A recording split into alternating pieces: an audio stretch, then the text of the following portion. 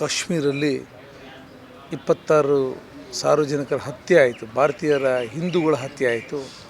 ಹತ್ಯೆಯ ವಿರುದ್ಧವಾಗಿ ಈಗಾಗಲೇ ಪ್ರತಿಕಾರವನ್ನು ತೀರಿಸ್ಕೊಳ್ಳೋಕ್ಕೆ ನಮ್ಮ ಸೈನಿಕರು, ನಮ್ಮ ನೆಚ್ಚಿನ ಪ್ರಧಾನಮಂತ್ರಿ, ನಮ್ಮ ದೇಶದ ಪ್ರತಿಯೊಬ್ಬ ನಾಗರಿಕನೂ ಸಹ ಇವತ್ತು ಯುದ್ಧೋತ್ಸವದಲ್ಲಿ ನಾವಿದ್ದೇವೆ. ಮೊನ್ನೆ 9 ಉಗ್ರ ಬಂಕರ್ಗಳನ್ನ ಒಡೆದಾಕಿ, ಕಾಂಪ್ಲೆಕ್ಸ್ಗಳನ್ನ ಒಡೆದಾಕಿದ್ರು.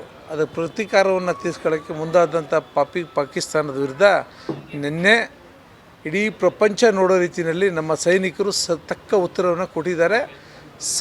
ಅದು ಲಾಹೋರ್ ಇರ್ಬೋದು, ಹಾಗೆ ಪಾಕಿಸ್ತಾನದ ವಿವಿಧ ಸಿಟಿಗಳಿರ್ಬೋದು, ಎಲ್ಲವನ್ನು ಬ್ಲಾಸ್ಟ್ ಮಾಡೋದ್ರ ಮೂಲಕ ಸರಿಯಾದ ಉತ್ತರವನ್ನು ಈಗಾಗಲೇ ನಮ್ಮ ಸೈನಿಕರು ಕೊಟ್ಟಿದ್ದಾರೆ. ಇಡೀ ದೇಶದ ಜನ ನಿದ್ದೆ ಮಾಡಿಲ್ಲ, ಪಟಾಕಿ ಹಬ್ಬವನ್ನು ನೋಡಿದ್ದಾರೆ.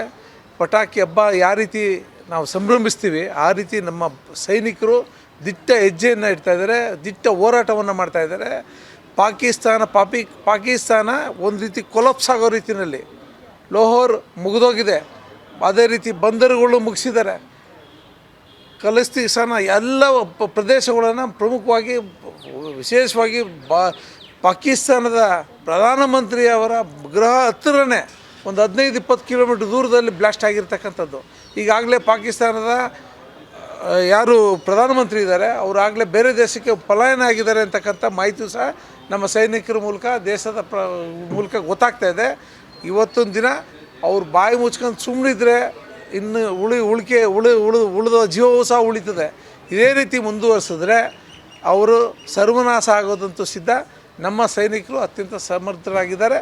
ಮತ್ತು ಅದೇ ರೀತಿ ನಮ್ಮ ನಾಯಕರುಗಳು ಸಹ ಮೀಟಿಂಗ್ ಮೇಲೆ ಮೀಟಿಂಗ್ಗಳನ್ನ ಮಾಡಿ ದೇಶದ ಸೈನಿಕರಿಗೆ ಒತ್ತು ಕೊಡುವಂಥ ಕೆಲಸವನ್ನು ಮಾಡಿದ್ದಾರೆ.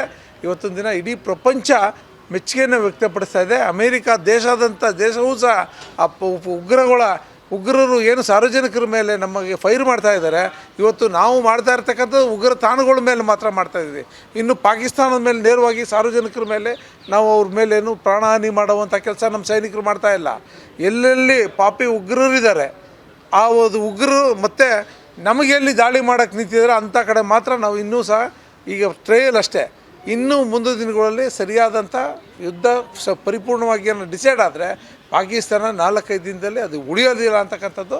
ಆಮೇಲೆ ಅವ್ರು ತೆಗಿರ್ತಕ್ಕಂಥ ಯುದ್ಧ ಸಾಮಗ್ರಿಗಳು ಕೇವಲ 4-5 ದಿನಕ್ಕೆ ಮಾತ್ರ ಬರ್ತವೆ ಅಂತಕ್ಕಂಥದ್ದು.